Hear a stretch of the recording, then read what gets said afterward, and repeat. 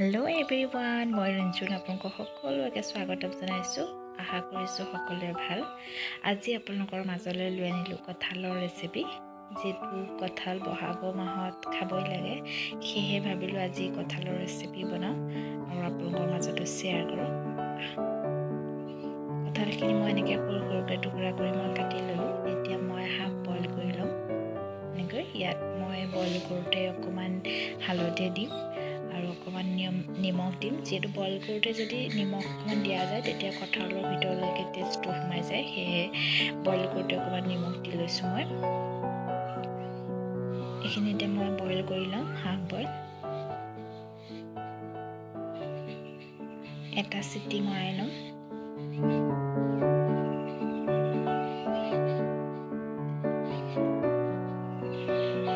এতিয়া এইটো চিটি মৰালৈকে মই দুটা বিলাহী লৈছোঁ আৰু এটা পিঁয়াজ, আদা, নহৰু লৈছোঁ। এইখিনি ধুনীয়াকৈ পেষ্ট এটা বনাই ল'ম মই।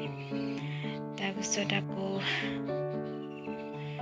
গৰম মছলাৰ কাৰণে দুটা লং লৈছোঁ, লং 4টা, ইলাইচি, ডালচেনি অকণমান লৈছোঁ।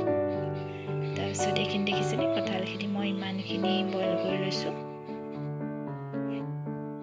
ধুনীয়াকৈ সিজি গ'লে এতিয়া মই ইয়াক অলপ ফ্ৰাই কৰি লওঁ। তেতিয়া কঁঠালটো খাবলৈ টেষ্ট লাগে ফ্ৰাই কৰি ল'লে। ইয়াত একো দিব নালাগে, যিহেতু নিমখ দি থোৱা আছে, সেয়েহে মই এনেকৈ ফ্ৰাই কৰি ল'ম।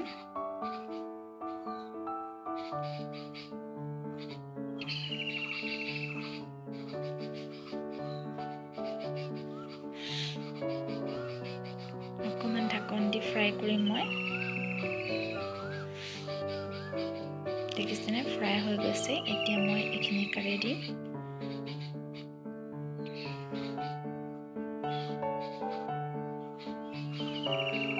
এইখিনি এতিয়া মই কাঢ়ি দিম।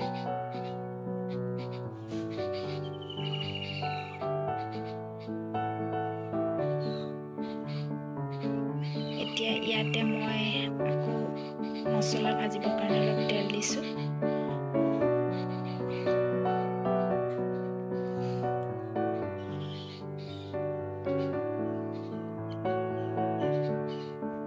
তেলটো গৰম হ'বলৈ দিম। যিহেতু তেলটো যেতিয়া ধোঁৱা আহিব তেতিয়া মই দি দিম। তেলটো নহ'লে কেঁচা কেঁচা গোন্ধাব পাৰে। তেলটো পকা হৈ গৈছে। এতিয়া মই দুটা শুকান জলকীয়া আৰু দুটা তেজপাত দিম। এই দুটা অলপ ফ্ৰাই কৰি লৈছোঁ। তাৰপিছত মই গ্ৰাইণ্ড কৰি ৰখা পিঁয়াজ, আদা, নহৰু পেষ্টটো দি দিম।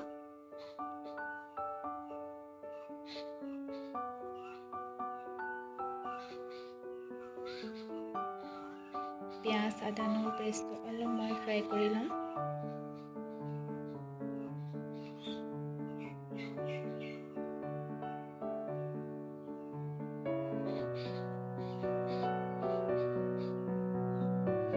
এতিয়া এনেকুৱাতে মই এতিয়া টমেটো দুটা প্ৰেছ কৰি ৰাখিছিলোঁ, সেই দুটাৰ লগতে দি দিম। একেলগে মই ভাজি ল'ম। আৰু এইখিনি যিমানেই ভাজিব সিমানেই সোৱাদ হ'ব। অলপ টাইম ভাজিব লাগিব ঢাকন দি দি।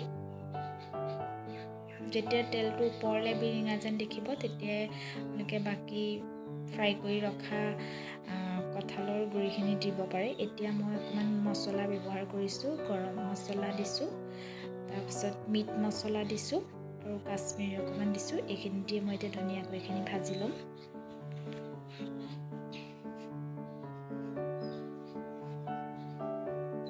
এইখিনি এতিয়া ভজা হৈ গৈছে। মই এনেকুৱাতে এতিয়া কঁঠাল ফ্ৰাই কৰি ৰখা কঁঠালখিনি দি দিম।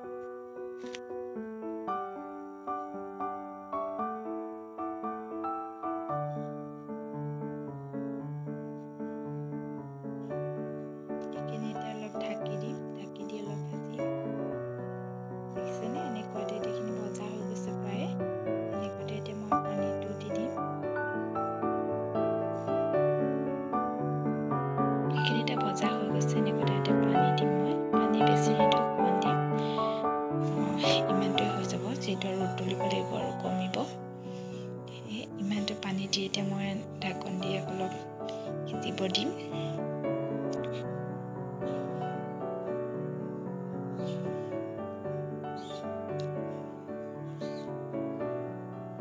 দেখিছেনে কিমান ধুনীয়া গ্ৰেভি হৈ আছে। মই মান ধনিয়া দিলোঁ লগতে খাবলৈ থাকিলে, আৰু লং ইলাচি গৰম পানী দি অকণমান বটি থৈছিলোঁ সেইকণো দিলোঁ। মই কেমেৰা অন কৰিবলৈ থাকিলে ইয়াত দি দেখিছেনে বৰ ধুনীয়া স্মেল ওলায় আৰু খাবলৈ বহুত টেষ্টি হয়। আপোনালোকে এনেকৈ বনাই খাবচোন, আৰু বনাই খাই লৈ জনাবচোন কেনেকুৱা হৈছে মই বনোৱা ৰেচিপিটো। আশা কৰিছোঁ সকলোৱে মোৰ ৰেচিপিটো চাই ভাল পালে।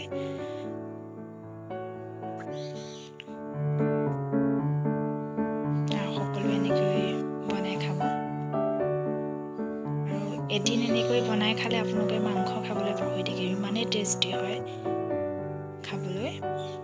সেয়েহে সকলোৱে এনেকৈ বনাই খাব, আৰু বনাই খাই ক'বলৈ নাপাহৰিব।